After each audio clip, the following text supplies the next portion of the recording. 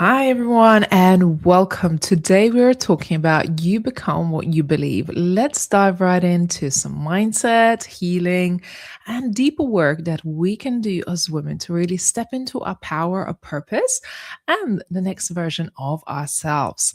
Now, today, I have a special guest for you who is Dana Diaz, and I'm really excited to bring her on board because she is one of our speakers at the Women Thrive Summit this March, and you get to hear her talk all about you become what you believe. So today's a little snippet that you get to hear from her.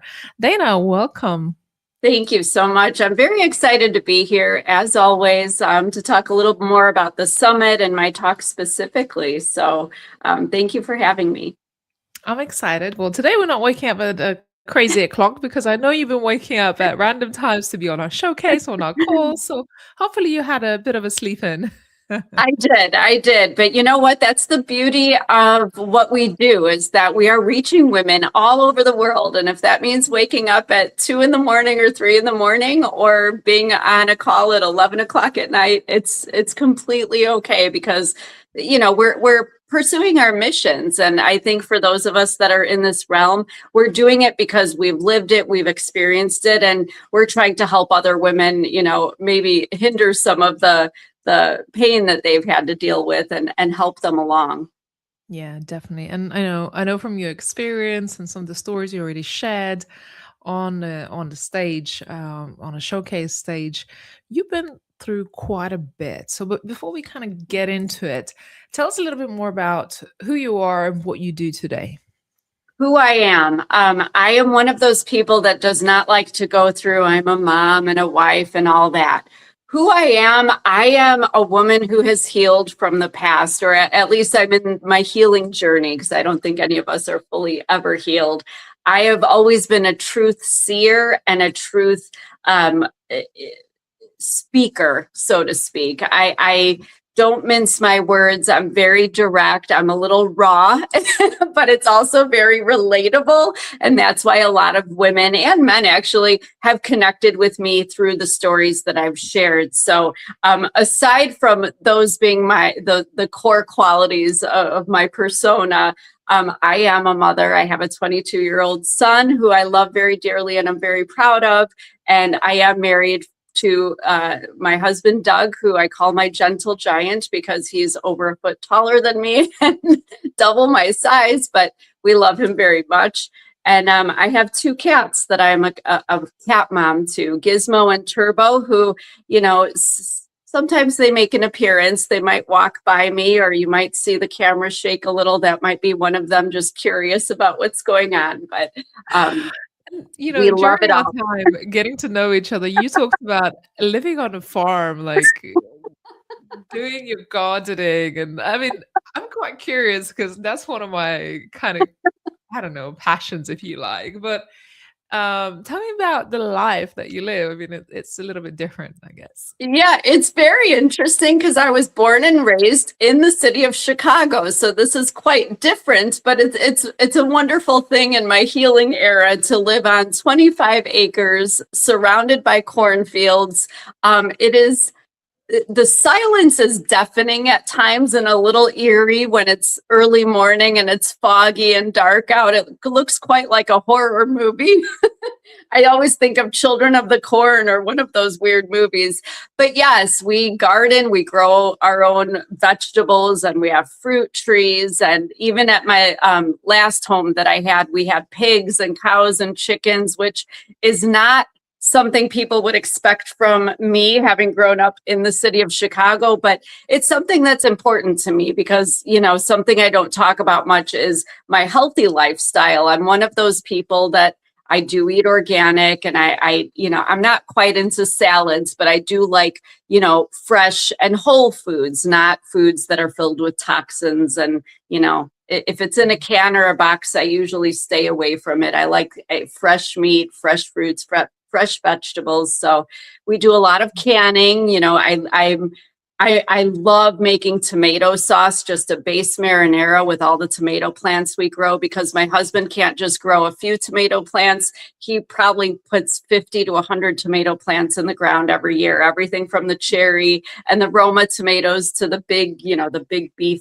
I don't know what they're called. I think they're called Big big beef tomatoes, yeah. tomatoes. But yeah, we use it for pizza sauce, pasta sauce, every sauce. It's just wonderful. Oh, I love hearing that because there's like that side to you. And then there is the other side, which is the work that you do, the women that you inspire. You're quite a badass speaker. You're an author, you're a mentor, coach. So tell me about the work that you actually do, specifically in trauma, because that's part of the story that you like part of your journey. But tell me about the work that you do with women.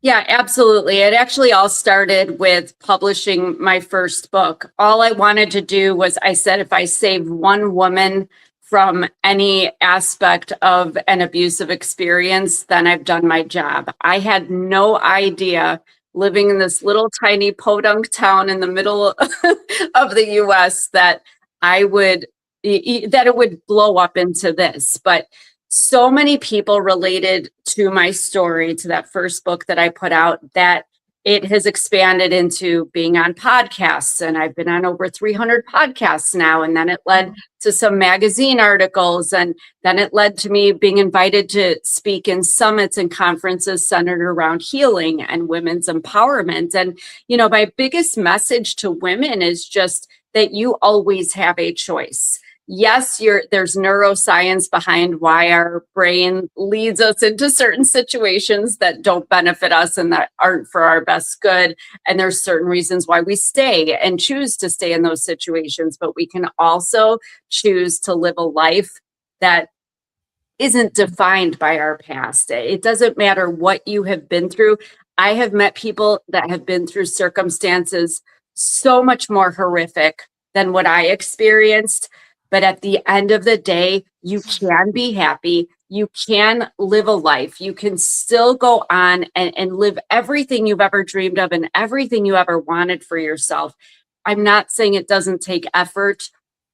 There are still some days that I always joke around that the past taps me on the shoulder and says, we're still here. We're still going to try to, pull you back. And sometimes I do go into some darker places, and that's okay. But I've also learned the tools to pull myself out of it. So I just want to be a real representation to other women and anybody that's been in adverse circumstances that, yes, it happened. Yes, it sucked. No, you didn't deserve to be treated that way. Nobody should have to go through what you went through. But you can still be happy in the present moment, and the future is still yet to be determined. And that you do have control over. Yeah, I love that. You can really be in control of your future and your now. Yes. But it takes work, and you're quite right. It takes work and it takes courage to be willing to do the work, because a lot of times trauma disguises itself in other ways that other people may recognize this as trauma, but we ourselves may not. So it disguises itself in certain behaviors, like, Yes. following the same pattern, having the same outcome in your relationships, in your Mhm. friendships, in your family relationships. But then, like I say, something just taps on your shoulder and says, hey, we got to look at it. So, Dana, tell Yeah. me a bit about your story, the background story, um, and why this work is so significant that you do today. Yeah, absolutely. Anybody who's heard me on the Speakers Showcase, Unleashing Women's Voices, every month, you've heard little snippets of my story and little snippets even of the talk that I'll be giving in the Women Thrive Summit. But it Mhm. goes back to actually before I was even born. I was born to an unwed teenage mother who did not want me, and I don't believe wanted any children, because again, I was born on her 17th birthday, and immediately after I was born, she had her tubes tied so she couldn't have any more children. She was planning, I'm told, to leave me at the hospital, but grandma and great grandma said, nope, this is our firstborn grand and great grandchild. We're not letting her be raised by a strange family, and great grandma brought me home, and she is my heart and my soul, and I love her to death. She is, passed Mm, on, but she will always live in my heart because she gave me the solid foundation for the first 5 years of my life, at least, of what a mother is, truly is, and what real love is. And, at least gave me that so that when I was sent to go live with my mother and her husband and endured, verbal and physical abuse, and it wasn't the best experience for me. At least I knew what love was to know what love wasn't. But still, unfortunately, especially as children, we absorb our environment. We absorb the people, we absorb what's modeled to us, we absorb the words that are told. And that's the basis of my talk, is what we believe about ourselves as a result of the words that we hear spoken to yeah. us and about us and around us. And then when it's validated by what we see and what we experience, it can have such tragic and detrimental effects on our lives. And this is how transgenerational trauma is perpetuated. And it's how somebody like me, knowing what love is, knowing what love isn't, can still go into the world and repeat the same patterns of the abusive childhood that I escaped and avowed to myself that I would never allow to happen to me again. And that's what happened, is I fell straight into the lair of a young man who reminded me exactly of my abusive stepfather. And I spent 25 years Mm, with this young man, and had a child with him, only to find at the end, knowing that I was miserable and unhappy and being, basically dictated what my life should be and what I should do, down to what I should wear and what I should eat, what I should say. It didn't feel right, but my body was rejecting it too.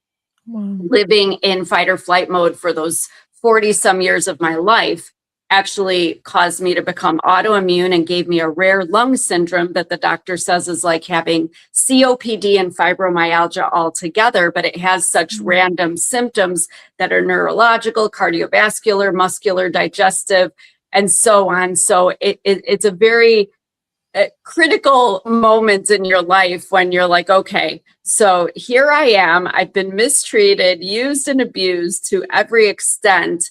And now my body's turning on me too. I have to make a decision. And even the doctor said, there's no pill, there's no surgery I can give you. Whatever is causing you this astronomical amount of stress, you need to resolve it or get rid of it. It can't keep affecting you this way. Otherwise, you won't even be here. Your body will eventually give up. And at one point, I had multiple organ systems that were beginning to shut down. I dropped down to 93 pounds, which looks great in a bikini, but at 45 years old, you should not be 93 pounds and skeletal. I couldn't breathe. I was on a breathing machine. Um, and it was an eye-opening moment for me. So yeah. this is why it's important to me, because we hear this term, stress can kill you. And in my life, stress was multiple abuses by multiple people for 40 years. But stress really can kill you. It's not beneficial to stay in these relationships or continue on in these dynamics that are literally hurting you. Yet we so often dismiss the headache and the stomach ache and the whatever thing Yeah. as, oh, it's just, I'm getting older or whatever it is, when really a lot of it is based in the stress of the environment that you're living in. Yeah. Wow. It's what a story. I mean, for your life to begin in the way that it did, being born to, a mother who perhaps didn't want or wasn't ready to have a Right. child. And it's quite right. When we go through difficult beginnings, it does end up repeating itself in life. And that's what unfortunately happened. But and I know we talked about this before, and people may ask, and it's like, why did you stay there for 25 years, right? But I think, again, when we're boiling in a hot water, we're not even always realizing Mhm. how detrimental it is and how much it impacts you, because it kind of becomes normal, Yeah. part of your normal. What gave you the courage to say enough is enough because, the situation hasn't got better, it's got worse, and obviously affected you deeply in your medical condition. But what made you, or what gave you the courage and the strength to say, it's time. It's time to take my Yeah. power back. Yeah, it's actually very interesting because it sort of happened by accident. It was very ironic, actually, because the reason I stayed, I mean, there's a million reasons why people stay in any relationship, but for me, it goes back to feeling unworthy. I was even told as a child that I shouldn't exist and that nobody's going to love me. So, here I was at 40 some years old, and now my body turned on me too. I never felt worthy of anything more than what I was given. So it never occurred to me that I was worthy of leaving that situation and pursuing something different. But in in my first marriage, this was one of the funny things for me. I have a degree in journalism. I had aspirations to become the next Barbara Walters or Oprah Winfrey, but he moved me out of the city, far out of the city, into this, podunk farm town, and he wanted me to clean houses with his best friend's wife. And I thought I was doing the right thing. If I made him happy, then maybe I wouldn't suffer consequences of going against him. So I cleaned 2 or 3 houses a week with his best friend's wife. Well, me being Dana and me being trustworthy and reliable and dedicated, all the people pleasing and these coping mechanisms I'd learned to survive showed up at work as ambition and determination. And so people were so pleased with me that word spread that, oh, you got to hire this girl to clean your house. She's amazing. And she does such a thorough job. You'll never find anyone like her. So Wow. before I knew it, within a year, those 2 to 3 little cleaning jobs a week expanded to the point where I bought out my husband's best friend's wife. I had to hire a crew of 8 women to help me, and I still had a waiting list months long for services. And somewhere in the middle of that, I started to stand a little taller and like, oh, I have value. People see value in what I'm providing, and I have skills, and I can turn 2 to 3 little cleaning jobs a week into a 6-figure business. Wow. Wow. So You, Dana. suddenly that worthiness. So when I got sick, yeah, I was looking at things like, this is not what I want. I'm not happy by any means. My body clearly wasn't happy. Oh, and I have a 6-figure business. I'm a financially independent woman. Oh, that means I have the option of not being in this marriage. And I hate to say, but that's the irony of it. The little cleaning jobs he wanted me to go do to make sure I stayed small and that I doubted myself and didn't think I, was anything more than what he wanted me to believe. That's what got me out of that marriage. And that's what gave me my worth back. Wow. Wow. Oh, Yeah. I just want to celebrate that moment because so many women are stuck in those relationships that are not good for us and toxic Yeah. because we don't have financial independence. Yes. And that escape becomes not an option because not only are lives controlled, but then our finances as well. That's what Right. they want us to believe, that we're not worthy, we're not going to find love anywhere else, and trap us in the financial dependence of Yes. theirs in order to not leave. And kudos to you for, building yourself up, building your financial independence, and then at some point just saying, yeah, it's my time. Yeah. So Dana now is a very different woman. Yeah. Because what we see in front of us is a very different woman to the one that doubted and didn't believe her worth. Who are you now? Like, how has your being transformed from that woman to who you are today? And what do you think was one of the main contributions towards it? Well, I called this Dana 2.0 because even 5 years ago, I only divorced my ex in at the end of 2020. So it's still very recent, but I would have never imagined that my life could be what it is now. I am now the best-selling and award-winning author of a memoir trilogy, and I podcast regularly all over the world. I speak on stages, live and virtually, all over the world. It's almost overwhelming and surreal at times, but I'm glad. For me, it's not about the glamour or the notoriety or any of these things. It's that I'm reaching people. That Mm. something about me, and again, that helps me.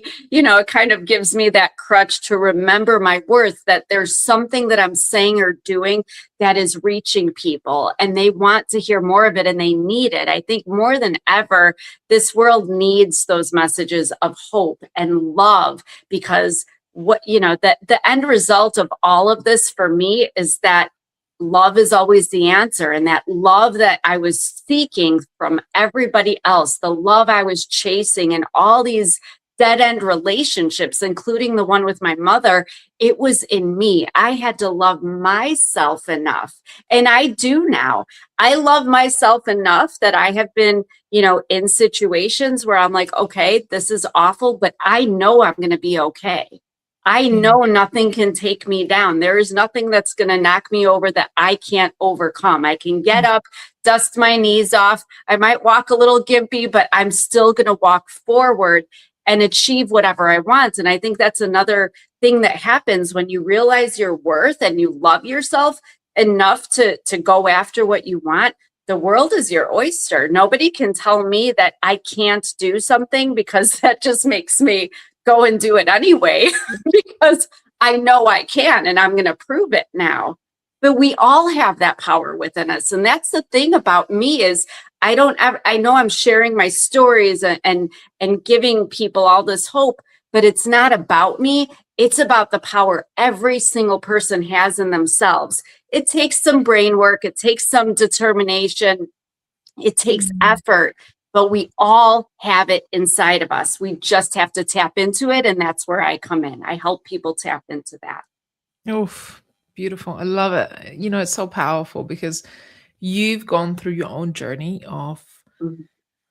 working it out and finding your courage, your confidence, but arriving at the 2.0 version of yourself and now is confident and shining and speaking on stages. But more than that is the impact. Is you knowing that for what you've gone through, it was kind of worth it, or there was a reason why you had to go through it in order to be here today, like to show other women, look, I didn't feel the self-worth.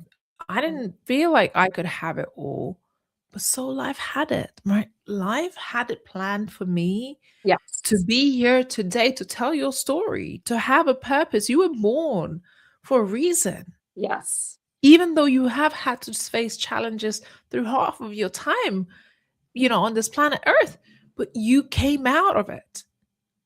I And did. that's why I love working with women like yourself and being able to have this platform where we spotlight stories like yours, because I want every other woman to know, if she is stuck in that kind of relationship, if she has gone through some challenges, that's not the end. This is not how your story ends, and it doesn't have to end like that. You know, Exactly. I like I've gone through something, not something similar by no means, but I've been stuck in a relationship where I felt powerless and controlling and manipulative and lied to and all kinds of things. And Mhm. it's the worst thing to be in that kind of situation, and not be able to leave. And it takes courage. I was in that for 6 months, for 6 years actually, before I said no, enough is enough. I'm going to turn my life around. And I hope that by us having the courage not only to walk out and make a change to our lives, but by having the courage to speak about it, because that's the part a lot of people don't get to hear Mhm. about, the women's stories, the courage that they had, and how that one decision has changed their lives. That's fundamental. And so you're going to be speaking at Women Thrive Summit in March. You become what you believe is your talk title. Yes. What can people expect? People can expect typical Dana. I am very direct. I am very raw. It gets a little intense, but there's a happy ending, and the happy ending is what people will take away from it and apply to their own lives. Because I don't believe in surface level motivation and affirmation. I go deep. I'm going to trigger people. And I'm okay with that, because that's where real change begins. And that's Mm. where real transformation happens. So if you want the real deal, the real tangible evidence of what can be when you start to change the way you believe about yourself and how you can begin to change the way you believe about yourself, it's going to be a real treat. It's going to definitely show a lot of people how different their lives can be once they start opening their minds up to the possibilities. Oh, amazing. Well, I just want to mention to our audience who are watching this, whether live or on replay, go ahead to womenthrivesummit.com, register for your free spot. This is going to be a 1 week long event, free of charge. You can attend, tap into any of our speakers. The only caveat is you have to be there live for Dana's talk because otherwise you will have to get upgrade for your ticket in order to watch on replay. So make sure you mark your diary for when Dana's talk is. What day are you speaking on, Dana? Friday, March 20th at 3 p.m. Eastern, 2 p.m. Central. So please don't miss it. I will be looking in the chat to see some hopefully familiar faces and some new friends. So please join us. I believe you're one of our, or the closing speaker of the I summit. am. I am. And I am so honored and so excited because I promise you, Ray, I am going to bring it. Uh, you're making me emotional. Oh, you're making me emotional because we had this conversation with the lady who's opening the summit. So, Yeah. and she shared in one of our coaches, like, that's a big honor and a big Yeah. job. And I need to make you guys proud. So, what do I need to do? Well, I was planning on maybe getting a tiara and wearing it to remind myself of my worthiness to have the honor of closing it. And I will gladly allow the person opening the summit on Monday morning. And I know who that is. And she's the most amazing and lovely, beautiful woman you could ever hear speak. And actually, I just love her voice. Her voice is Yeah. so soothing and calming. But she Oh, needs to wear a tiara too. That's all I'm saying. We can she share one. already, her hair is already tiara. I mean, her It's hair her is just a tiara. perfect tiara. You're making me really emotional Oh, because this event really means a lot to me. And I know not just to me, but it means a lot because we get to transform women's lives, women who need encouragement, inspiration, need an example of another woman who's done that before them. And to know that they're in a safe space to grow and, make some core decisions in their lives and their businesses. So I'm very glad and proud to have you as our closing speaker. And I know the moment and the feeling that we're all going to have during that talk. One, because you're a phenomenal speaker, but two, I just know what's going to happen. And I just know people need to be there. So be there for the closing of the summit, but be there for the entire week, yeah, 16th to the 20th of yeah. March, because you're going to be in for a treat. Yes, and I second that because I have had the pleasure of getting to know many of the women. We do connect outside of our group calls, and there are some. I have a very long. The list is getting longer of the women whose talk. So I'm like, I have to make sure to catch that one, and it's every day, and it's from morning till afternoon. But yes, please, everybody should get a ticket at least and try to make as many of these talks as possible because there's everything from professional advice and wisdom, leadership, creative people. We have artists and yoga people, and you'll learn about millionaire mindset and life transformation with me and some other people. But it it goes across all aspects of your life, personal and professional life. You will have some golden nugget to take away from every single talk that you can go apply to your life immediately, and you will see change. Tell them, Dana. Tell I'm them. They're telling going to them. be there. All right, we're nearly out of time. I want to say thank you to our audience who watched this. If you have watched it, make sure you save your spot. If you haven't shared it to your social media, because this is how we're able to reach more people around the world who need to be there. Let them know about the summit coming up in March. And hey, Dana, I can't wait for your talk. I know it's going to be phenomenal. Thank you. I honor you. I honor who you are. I know you have always been amazing, but 2.0 version of you is a badass. We try. You don't need to try. You already are. All right, let's go inspire more people at the Women Thrive Summit. Make sure you share it and save your spot. And we look forward to seeing you at another interview with other speakers. So we just started our series spotlighting the speakers of the Women Thrive Summit. Make sure you tune in on a weekly basis. Every other day also, we have somebody spotlighted on our platform. So go check out other listings. We'll see you again soon. Take care for now.